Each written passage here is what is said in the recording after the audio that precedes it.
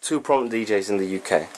How do you feel about the position of the DJ in UK hip hop? Do you feel that the DJ in UK hip hop doesn't get enough respect that it deserves? What's your stance on it?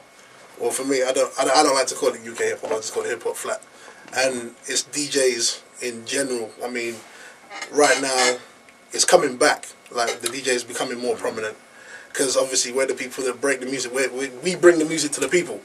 You know what I mean? So this whole hip hop shit started with the DJ. Exactly. So we're not going to be forgotten.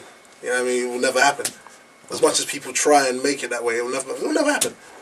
For me, it's more like I look at house DJs, and there's kind of like a certain level that DJs in hip hop can really reach. There's a few DJs out there in the States who are doing it, who have kind of got bored. It might not even be good technical DJs like Lou Kid or someone like that, but he's taking it to the next level with what he's doing. Do you know what I mean? But then I look at house DJs and they're getting paid 20G for 2 hours. For a 2-hour set? And it's like, you know, don't get us wrong, you know what I mean? We've worked hard to get in a position where we get paid good money, which we're really grateful for. But that's what I want to be at, man. I want to see hip hop DJs get 20G a show. I'd be able to have, do you know what I mean? Yeah. I'm all for that. Yeah, some big 10,000 people rave. Rather than just, you know, a nice little club or, you know, even a spot that holds like 2,000 people. Nah, man, let's take it to some next level. Yeah, you don't want it to be where we have to talk to the promoter after, oh mate, you know, the problem is, and we don't want those kind of conversations anymore. We've been in this and we know what to do. We're DJs, your promoters promote, we DJ. Okay. Well, what do you feel about the whole thing about the bloggers being the new DJs? Do you keep it moving or I'd say no. I mean, you know, it all one hand washes the other. Do you know what I mean? It's like I'll check blogs to get stuff, and also I'll check artists to get stuff as well.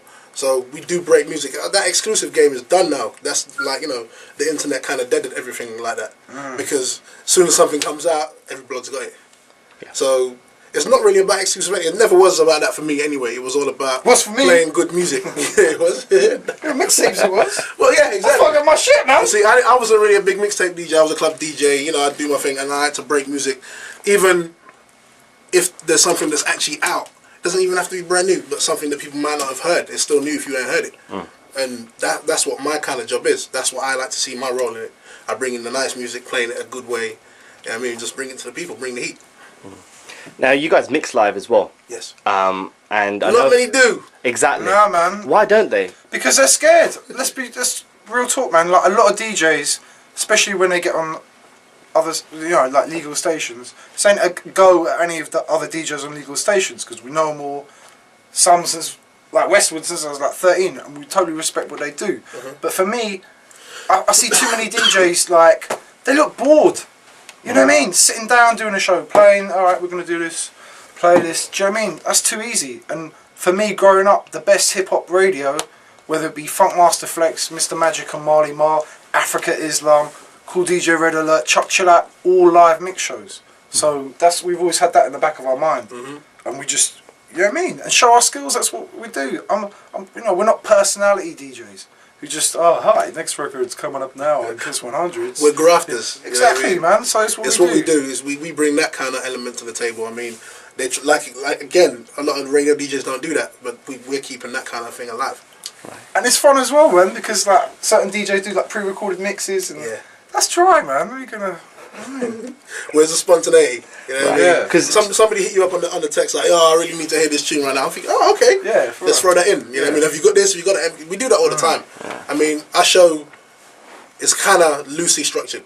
Like, we know what we want to play. We know what we want to start with. But then, you know, at least for my sections, I like to just make it free flow. Like, I kind of vibe it. And that's how I do my sets at clubs as well. I don't really work out what I want to play.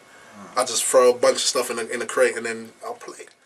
Because just as much as the MC is an artist, the DJs are as well. Of course. It's a craft. It's not something everyone can do. Not everyone's built for it. Yeah. And you've got. That's what I said on Twitter the other day, right? Remember what I said? It's like for MCs, DJs, and anybody that does anything professional, it's not for everybody. This thing. Yeah, man. It's like, you know what I mean, people train at this kind of thing hard. It's a craft.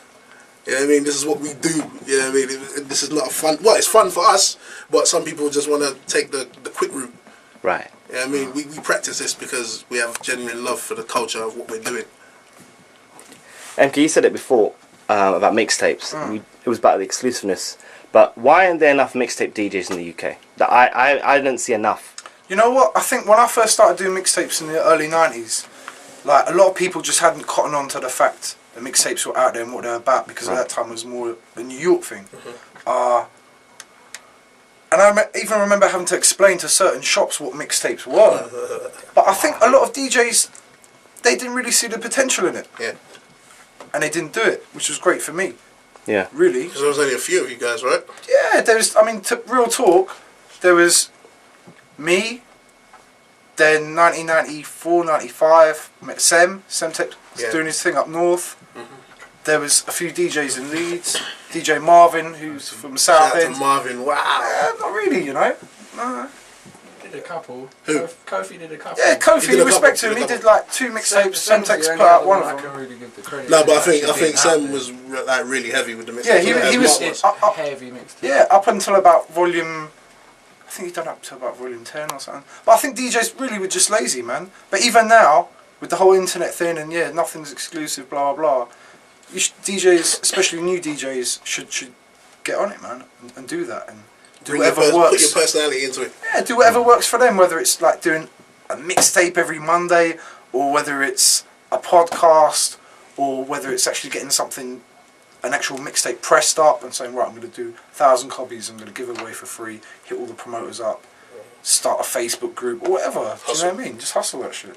And technology, the advent of technology, do you think it's made lazy DJs, as it were, the ones that, you know, won't cut, won't scratch, just blend?